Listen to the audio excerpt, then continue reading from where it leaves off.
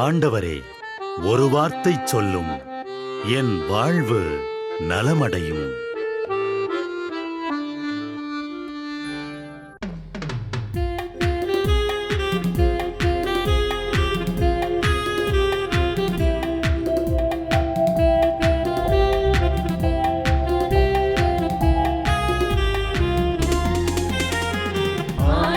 வார்த்தை வல்லமை தருவது அல்லேலூயா.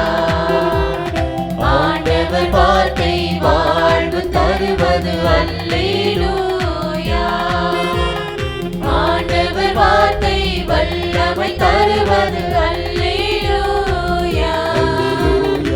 ஆண்டவர் வார்த்தை வாழ்வு தருவது அல்லேலூயா. செவிகள் திறக்கட்டும், வார்த்தை வளம் பெற இதயம் திறக்கட்டும், பண்பு வலுப்பெறும், உண்மை உணர்வுகள் வாழ்வில் புலரட்டும், நிறைவாய் வாழ்ந்திடுவோம். ஆண்டவர் வார்த்தை வல்லமை தருவது அல்லேலூயா. ஆண்டவர் வார்த்தை வாழ்வு தருவது அல்லேலூயா.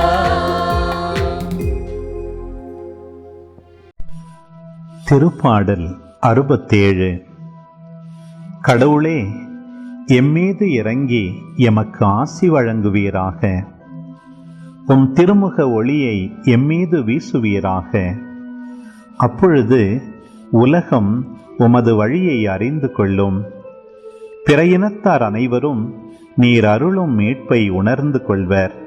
கடவுளே, மக்களினத்தார் உம்மை புகழ்வார்களாக. மக்கள் எல்லாரும் உம்மை போற்றுவார்களாக. வேற்று நாட்டினர் அக்களித்து மகிழ்ச்சியுடன் பாடிடுவராக. ஏனெனில் நீர் மக்களினங்களை நேர்மையுடன் ஆளுகின்றீர், உலகின் நாடுகளை வழிநடத்துகின்றீர். கடவுளே, மக்களினத்தார் உம்மை புகழ்வார்களாக. மக்கள் எல்லாரும் உம்மை போற்றுவார்களாக. நானிலம் தன் பலனை ஈந்தது. நம் கடவுள் நமக்கு ஆசி வழங்கினார். கடவுள் நமக்கு ஆசி வழங்குவாராக. உலகின் கடையெல்லை வரை வாழ்வோர் அவருக்கு அஞ்சுவராக. யோசிச்சு பாருங்க, பல நூற்றாண்டுகள் இடைவெளியில நடந்த 2 சக்தி வாய்ந்த சம்பவங்கள். ஒன்னு, ரொம்ப வருஷங்களுக்கு முன்னாடி சிதறிப்போன மக்களை பத்தின ஒரு பழங்கால வாக்குறுதி. இன்னொன்னு, தன்னை ஒரு தெய்வீக நபரா சொன்னதுக்காக மரண தண்டனையை எதிர்நோக்கிற ஒரு மனிதனை சுத்தி நடக்கிற பதட்டமான ஒரு சூழ்நிலை. சரி, வாங்க இதுக்குள்ள இன்னும் கொஞ்சம் ஆழமா போலாம். நம்ம கிட்ட இப்போ 2 விஷயங்கள் இருக்கு. ஒன்னு, தீர்க்கதரிசி எசேக்கியேல் மூலமா கொடுக்கப்பட்ட ஒற்றுமைய பத்தின ஒரு சக்தி வாய்ந்த வாக்குறுதி. இன்னொன்னு, யோவான் நற்செய்தியில வர்ற ரொம்பவே ஆபத்தான ஒரு மோதல். அப்போ நம்ம மனசுல வர்ற முக்கியமான கேள்வி இதுதான். சம்பந்தமே இல்லாத மாதிரி தெரியிற இந்த 2 விவிலிய பகுதிகளையும் இணைக்கிற அந்த கண்ணுக்கு தெரியாத நூல் என்ன? வாங்க அதை கண்டுபிடிக்க ஒரு பயணத்தை தொடங்கலாம். முதல்ல நம்ம கதையோட முதல் பாகத்துக்குள்ள போலாம். அதாவது, பழைய ஏற்பாட்டுல கொடுக்கப்பட்ட அந்த சக்தி வாய்ந்த நம்பிக்கையில நம்ம கவனத்தை செலுத்தலாம். இதோட பின்னணி என்னன்னு பாத்தீங்கன்னா, அந்த காலகட்டத்துல இஸ்ரேல் மக்கள் பல இடங்கள்ல செதறி பிரிஞ்சு போயிருந்தாங்க. அப்போதான் கடவுள் இந்த வாக்குறுதியை கொடுக்கறார். அவங்க எல்லாரையும் ஒன்னா கூட்டி ஒரே இனமா நான் திரும்பவும் உருவாக்குவேன்னு சொல்றார். இங்க ஒரு முக்கியமான விஷயத்த கவனிங்க. தலைமைத்துவம் எப்படி ஒருமைக்கு மாறுதுன்னு பாருங்க. வெறும் ஒரே தேசம் மட்டும் அல்ல, அவங்க எல்லாரையும் வழிநடத்த ஒரே ஒரு ஆயன் இருப்பான். இந்த வாக்குறுதி பிரிவினைகளுக்கு ஒரு முற்றுப்புள்ளி வைக்குது. இந்த வாக்குறுதியோட தன்மைய பாருங்க. இது ஏதோ ஒரு தற்காலிக ஒப்பந்தம் கிடையாது. இது ஒரு முடிவே இல்லாத சமாதான உடன்படிக்கை. இது மூலமா கடவுள் தன்னோட மக்கள் மத்தியில நிரந்தரமா இருப்பார்னு உறுதி செய்யப்படுது. அப்போ சுருக்கமா சொல்லணும்னா, எசேக்கியேலின் தீர்க்கதரிசனம் சிதறிப்போன மக்களுக்கு ஒரு புதிய எதிர்காலத்தை வாக்குறுதியா கொடுக்குது. அவங்கள ஒன்னா சேர்த்து ஒரே ஆயனின் கீழே ஒரு முடிவே இல்லாத சமாதான உடன்படிக்கையோட வழிநடத்துவேன்னு சொல்லுது. இப்போ பல 100 வருஷங்கள் முன்னோக்கி போவோம். இயேசு சம்பந்தப்பட்ட ஒரு நாடகத்தனமான காட்சிக்கு நம்ம பயணிக்கலாம். அங்க இந்த வாக்குறுதி எப்படி எதிரொலிக்குதுன்னு பார்க்கலாம். நிலைமை ரொம்பவே பதட்டமா இருக்கு. ஏசு சில செயல்களை செஞ்சு இதெல்லாம் கடவுள் மூலமா நடக்குதுன்னு சொல்றாரு. ஆனா சுத்தி இருக்கிற கூட்டத்தோட எதிர்வினை ரொம்ப வன்முறையா இருக்கு. அவங்க அவர் மேல எரியறதுக்கு கற்களை கையில எடுக்கிறாங்க. இங்கதான் கதையோட மையப்புள்ளி இருக்கு. ஒரு பக்கம் அவங்க சொல்ற குற்றச்சாட்டு நீ இறைவனை பழிக்கிறாய்ங்கிறது. ஆனா இன்னொரு பக்கம் இயேசுவோட பதில பாருங்க. அவர் நானும் தந்தையும் ஒன்னு, அவர் எனக்குள்ளயும் நான் அவருக்குள்ளயும் இருக்குன்னு ரொம்ப ஆழமா சொல்றார். இப்ப புரியுதா அவங்களோட கோபத்துக்கு என்ன காரணம்னு? ஒரு சாதாரண மனுஷன் தன்னை கடவுள்னு சொல்லிக்கிறத அவங்களால ஏத்துக்கவே முடியல. அவங்கள பொறுத்த வரைக்கும் இதுதான் மிகப்பெரிய பாவம். இப்பதான் நம்ம இந்த ரெண்டு கதைகளையும் இணைக்க போறோம். பல நூற்றாண்டுகளுக்கு முன்னாடி கொடுக்கப்பட்ட அந்த வாக்குறுதிக்கும் இப்போ இயேசு சொல்ற விஷயத்துக்கும் என்ன தொடர்புன்னு பார்க்க போறோம். பாருங்க இந்த இணைப்பு எவ்வளவு நேரடியானதுன்னு. எசேக்கியேல் அவங்க எல்லாருக்கும் ஒரே ஆயன் இருப்பான்னு சொன்னார். பல வருஷங்களுக்கு பிறகு யோவான் நற்செய்தியில இயேசு நானே நல்ல ஆயன்னு சொல்றார். இது அந்த பழைய தீர்க்கதர்ஷனத்தோட நேரடி நிறைவேறுதலா பார்க்கப்படுது. அதாவது இயேசுவோட இந்த உரிமைக்கோரல் பழைய ஏற்பாட்ல வர ரெண்டு சக்தி வாய்ந்த அடையாளங்களை ஒன்னா இணைக்குது. ஒன்னு தாவீது போல ஒரு ராஜா, இன்னொன்னு மக்களை அக்கறையோட பாத்துக்கிற ஒரு ஆயன். இந்த ரெண்டுமே ஒரே நபர்தான்னு சொல்ற மாதிரி இருக்கு. சரி, இவ்ளோ பெரிய ஒரு விஷயத்த ஒருத்தர் சொல்லும்போது என்ன ஆகும்? அந்த மோதலுக்கு பிறகு என்ன நடந்தது? அது என்ன மாதிரியான கேள்விகளை விட்டுட்டு போச்சுன்னு இப்ப பார்க்கலாம். அந்த காட்சி எப்படி முடியுதுன்னா, முதல்ல அந்த பெரிய மோதல் நடக்குது. அதுக்கப்புறம் இயேசு அவங்க கிட்டேருந்து தப்பிச்சு போயிடுறார். ஆனா போனதுக்கப்புறம் அங்கிருந்த மக்கள் அவரை பத்தி யோசிக்க ஆரம்பிக்கிறாங்க. அவரை பத்தி சொல்லப்பட்ட விஷயங்களை நினைவுபடுத்தி பார்க்கறாங்க. ஆனா இங்கதான் ஒரு சுவாரஸ்யமான திருப்பம் வருது. ஒரு பக்கம் அதிகாரிகள் அவரை எதிர்க்கிறாங்க, கொல்ல முயற்சி பண்றாங்க. ஆனாலும் அவரோட செயல்களையும் அவரை பத்தி சொல்லப்பட்ட சாட்சியங்களையும் யோசிச்சு பார்த்த மத்த மக்கள்ல பலர் அவர் மேல நம்பிக்கை வைக்க ஆரம்பிக்கிறாங்க. இது நம்மள ஒரு முக்கியமான கேள்வி கேட்க வைக்குது இல்லையா? நம்பிக்கைங்கிறது ஒருத்தரோட செயல்களை பார்த்து வர்றதா, இல்ல அவங்க சொல்ற வார்த்தைகளை கேட்டு வர்றதா? ஒருவேளை ரெண்டுக்குமே இடையில இருக்கிற அந்த ஆழமான தொடர்பை பத்தி யோசிக்க வேண்டிய நேரம் இது. திருப்பாடல் 92.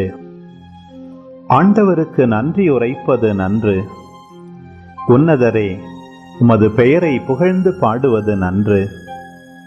காலையில் உமது பேரன்பையும் இரவில் உமது வாக்கு பிறழாமையையும் 10 நரம்பு வீணையோடும் தம்புரு சுரமண்டல இசையோடும் எடுத்துரைப்பது நன்று.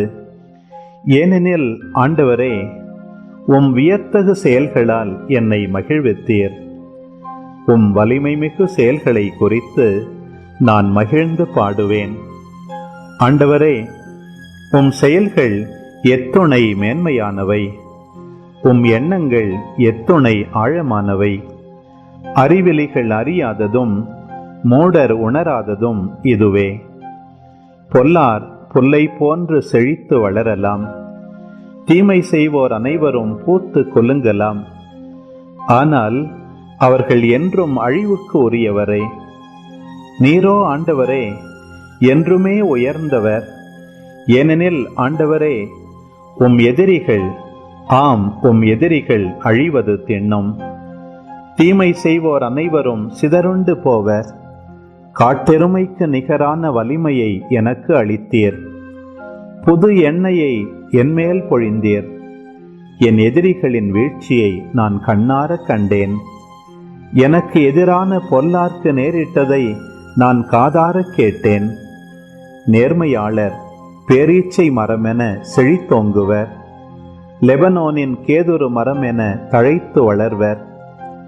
ஆண்டவரின் இல்லத்தில் நடப்பட்டோர் நம் கடவுளின் கோவில் முற்றங்களில் செழித்தோங்குவர். அவர்கள் முதிர் வயதிலும் கனி தருவர். என்றும் செழுமையும் பசுமையுமாயிருப்பர். ஆண்டவர் நேர்மையுள்ளவர், அவரே என் பாறை, அவரிடம் அநீதி ஏதுமில்லை என்று அறிவிப்பர்.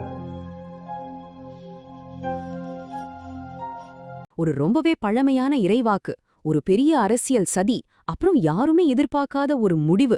இது எல்லாத்துக்கும் நடுவுல இருக்கிற ஒரு ஆச்சரியமான தொடர்பு தான் நாம இன்னைக்கு பார்க்க போறோம். யோசிச்சு பாருங்க, ஒரு அரசியல் சதி எப்படி ஒரு பழங்கால இறைவாக்கை நிறைவேற்றும்? இதுதான் நம்முடைய மைய கேள்வி. இதுக்கான ஆச்சரியமான பதில கண்டுபிடிக்க வாங்க இந்த பயணத்துல ஒன்னா போலாம். சரி, வாங்க இந்த கதை எங்க ஆரம்பிக்குதுன்னு பார்க்கலாம்.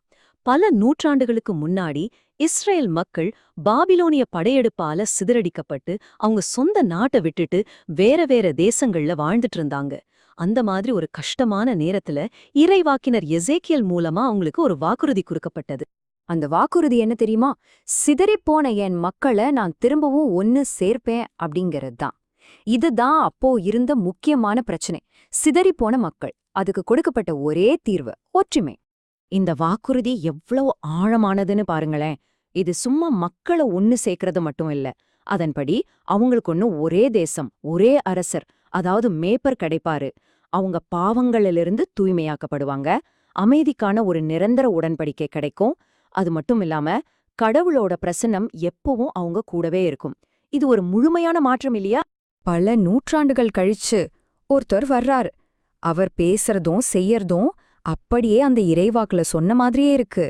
இதனால மக்கள் மத்தியில ஒரு பெரிய நம்பிக்கை உருவாகுது.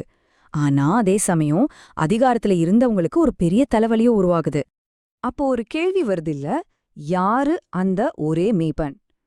இந்த கேள்விதான் அந்த பழங்கால இறைவாக்கையும் பல வருஷம் கழிச்சு வந்த இயேசுங்கிற நபரையும் நேரா இணைக்குது. இங்கதான் பிரச்சனையா ஆரம்பிக்குது. இயேசு தன்னை இறைமகன்னு சொல்லிக்கிட்டது அப்போ இருந்த மத தலைவர்களுக்கு பயங்கர கோவத்தையும் அதிர்ச்சியும் ஏற்படுத்துச்சு. அவங்க வெச்ச குற்றச்சாட்டு என்னன்னா இறைநிந்தனை. ஒரு சாதாரண மனுஷனா இருந்துட்டு தன்னை கடவுளுக்கு சமமா ஆக்கிக்க பாக்குறாருன்னு அவங்க சொன்னாங்க. அந்த காலத்துல இது மரண தண்டனைக்குரிய ஒரு பெரிய குற்றம். ஆனா இந்த மத ரீதியான சண்டை இதோட நிக்கல. இது ரொம்ப சீக்கிரமாவே ஒரு பெரிய அரசியல் பிரச்சனையா உருவெடுக்குது. இப்போ தலைவர்களோட பயம் வெறும் மதத்தை பத்தி மட்டும் இல்ல, அது அவங்களோட அரசியல் எதிர்காலத்தையே கேள்விக்குறியாக்குச்சு. ஏன்னா அவங்க ரோம் பேரரசுக்கு கீழே இருந்தாங்க.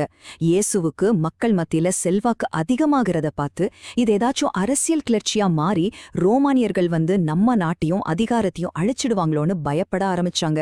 அவங்க இருந்த ஒரு இக்கட்டான சூழ்நிலைய பாருங்களேன். ஒரு பக்கம் ஐயோ ரோமானியர்கள் வந்து நம்ம கோவில் நம்ம இனம்னு எல்லாத்தையும் அழிச்சுடுவாங்களேங்கிற பயம். இன்னொரு பக்கம் அவங்க கண்டுபிடிச்ச தீர்வு இனம் முழுவதும் அழிஞ்சு போறதை விட ஒரே ஒருத்த மக்களுக்காக சாகிறது நல்லது. இது முழுக்க முழுக்க ஒரு அரசியல் கணக்கு. அதனால அவங்க ஒரு முடிவுக்கு வந்தாங்க. அந்த பயம் இப்போ ஒரு கொலை திட்டமா மாறிச்சு. அன்னிலிருந்து அவரை கொல்லணும்னு திட்டம் போட ஆரம்பிச்சாங்க. இது சும்மா மிரட்டல் இல்ல, ஒரு உறுதியான முடிவு.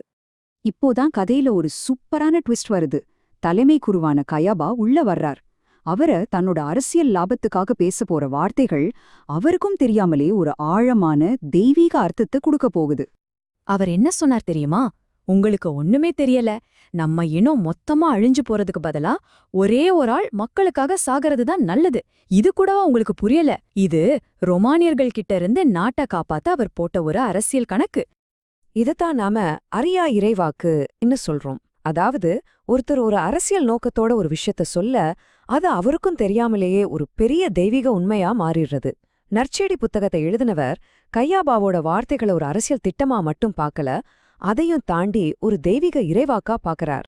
சரி, இப்போ நாம பார்த்த எல்லாத்தையும் ஒன்னு சேர்க்கலாம். அந்த பழங்கால வாக்குறுதி, அரசியல் சதி, அப்புறம் இந்த அறியா இறைவாக்கு, இது எல்லாம் சேர்ந்து எப்படி ஒரு சக்தி வாய்ந்த முடிவுக்கு வருதுன்னு பாருங்க. உங்களுக்கு ஞாபகம் இருக்கா? மக்களை ஒன்னு சேர்க்கறதுக்காக ஒரே ஒரு மேய்ப்பன் வருவாருன்னு எசேக்கியேல் சொன்ன அந்த வாக்குறுதி. இப்போதான் அந்த ஆஹா மொமெண்ட் வருது. யோவான் நற்செய்தி இதை எப்படி விளக்குதுன்னு பாருங்க. இயேசு அந்த ஒரு நாட்டுக்காக மட்டும் சாகல, ஆனா உலகம் பூரா சிதறி வாழ்ந்த கடவுளின் பிள்ளைகளை ஒன்றாய் சேர்க்கறதுக்காகவும் சாக போறாருன்னு சொல்லுது. அதாவது இயேசுவ கொல்ல அவங்க போட்ட திட்டமே சிதறல் மக்களை ஒன்று சேர்ப்பேன்னு சொன்ன அந்த இறைவாக்கை நிறைவேற்றுற செயலா மாறிடுச்சு. இந்த மொத்த விஷயத்துல இருக்கிற அந்த முரண்பாட்ட, அந்த ஐரனிய நாம ஸ்டெப் பை ஸ்டெப்பா பார்த்தா இன்னும் நல்லா புரியும். 1.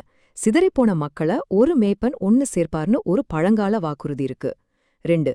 ஒரே ஒரு ஆளோட செல்வாக்கு நம்ம தேசத்தையே சிதறடிச்சிடோன்னு தலைவர்கள் பயப்படுறாங்க. 3. நாட்டை காப்பாத்த அந்த ஒரு ஆளை கொல்லணும்னு திட்டம் போடுறாங்க.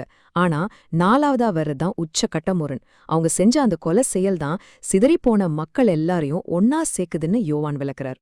அப்போ யோசிச்சு பாருங்க, ஒரு இனமே அழிஞ்சிடுமோங்கிற பயம் எப்படி உலகம் முழுக்க சிதறி கிடந்த மக்களோட மீட்புக்கு வழியா மாறுச்சு.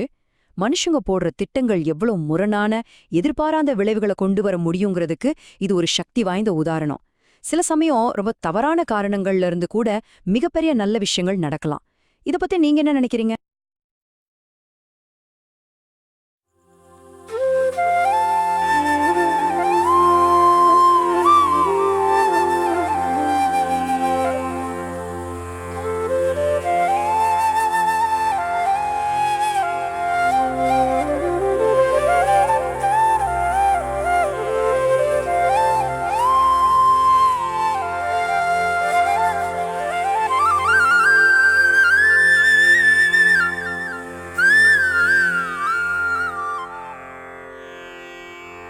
தந்தை, மகன், தூய ஆவியின் பெயராலே ஆமென்.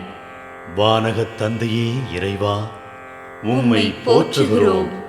இயேசுவே ஆண்டவரே, உம்மை போற்றுகிறோம். தூய ஆவியானவரே, உம்மை போற்றுகிறோம். மூவொரு இறைவா, உம்மை போற்றுகிறோம். அருள் நிறை மரியே, எங்கள் ஆண்டவரின் தாயே, உம்மை போற்றுகிறோம்.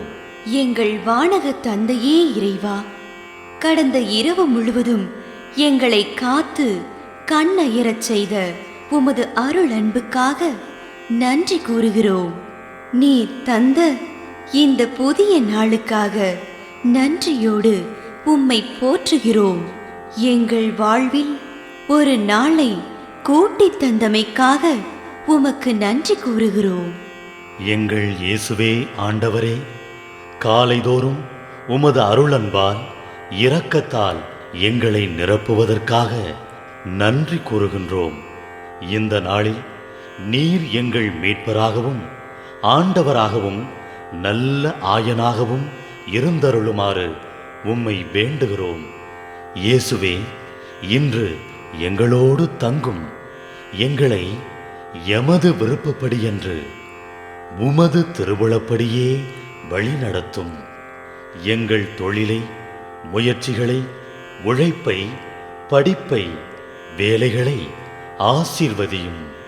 தூய ஆவியானவரே, எங்கள் வழித்துணையாளரே, இன்று முழுவதும் எங்கள் ஞானமாய், ஆற்றலாய், சக்தியாய் இருந்தருளும். தீமைகளை வெல்ல இந்நாளில் எங்களுக்கு மன உறுதியை தாரும். எங்களை சந்திப்பவருக்கு அமைதியை, அன்பை, ஆறுதலை கொடுக்கும்படியாக எங்கள் உள்ளங்களையும் இல்லங்களையும் உமது தெய்வீக அமைதியால், அன்பால் நிரப்பியருளும். மூவொரு இறைவா, இந்த நாளையும் எங்களையும் எங்கள் எண்ணங்களையும் செயல்பாடுகளையும் பயணங்களையும் ஆசீர்வதியும். நாங்கள் சந்திக்கும் மனிதர்கள், எங்கள் குடும்பத்தார், உற்றார் உறவினர், எங்கள் நண்பர்கள் மற்றும் எல்லோருக்கும் துணையாயிருந்தருளும்.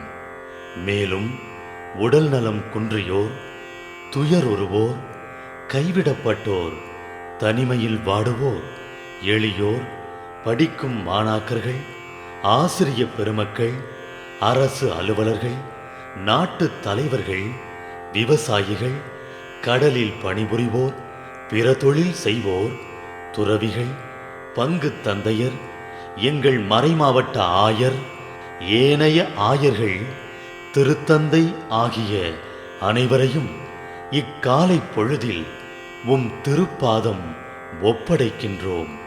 அனைவரையும் ஆசீர்வதித்து பாதுகாத்து வழிநடத்தியருளும். அம்மா மரியே, எங்கள் ஆண்டவரின் தாயே, உம் கருணை மிகு அருட்பார்வை எனும் அடைக்கல கோட்டைக்குள்ளே இன்று முழுவதும் எங்கள் ஒவ்வொருவரையும் அரவணைத்து எந்த சூழ்நிலையிலும் உம்மையும் உம் திருமகன் இயேசுவையும் விட்டு பிரியாதபடி எங்களை பாதுகாத்து வழிநடத்தி அருளும். எங்கள் நல்ல தந்தையே, கேட்டதெல்லாம் கிடைக்கும் என்ற தளராத உறுதியோடும் விசுவாசத்தோடும் எங்கள் அன்னையாம் மரியாளின் பரிந்துரையில் நம்பிக்கை வைத்து இந்த மன்றாட்டுக்களை எங்கள் ஆண்டவராகிய இயேசு கிறிஸ்து வழியாகவும் தூய ஆவியானவர் வழியாகவும் உம்மிடம் சமர்ப்பிக்கின்றோம். எங்கள் வானகத் தந்தையே, போற்றி போற்றி. எங்கள் ஆண்டவராகிய இயேசுவே, போற்றி போற்றி. தூய ஆவியானவரே, போற்றி போற்றி. மூவொரு இறைவா, போற்றி போற்றி என்று போற்றி மகிழும் எங்கள் இதயத்தை உமது தெய்வீக வல்லமையால் நிரப்பி இந்த நாள் முழுவதும் எங்களை பாதுகாத்து வழிநடத்தியருளும் எங்கள் நல்ல தந்தையே, ஆமென்.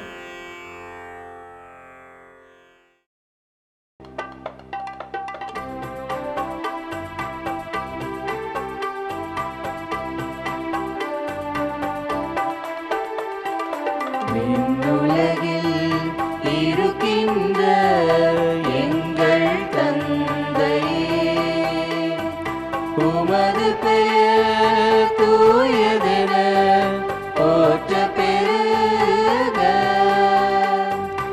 உமது ஆட்சி வருக, உமது திருவுளம் விண்ணுலகில் நிறைவேறுவது போல மண்ணுலகிலும் நிறைவேறுக.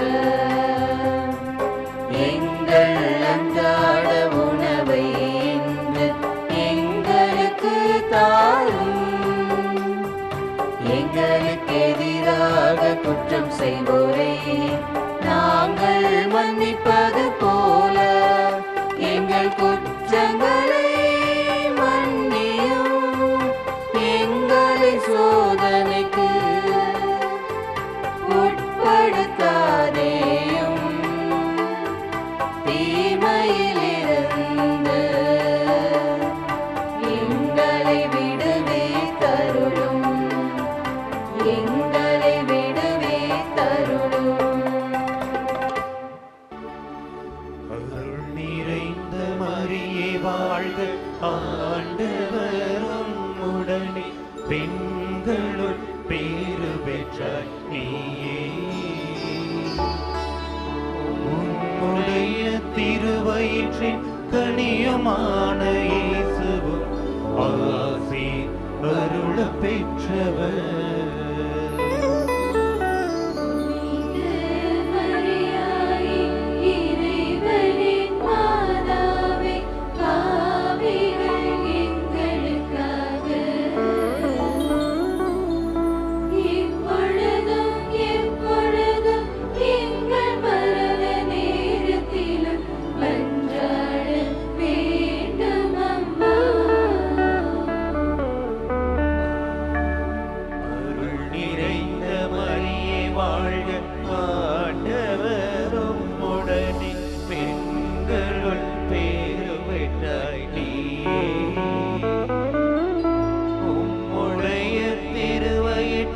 கனியுமான இயேசுவும் ஆசி அருள பெற்றவர்.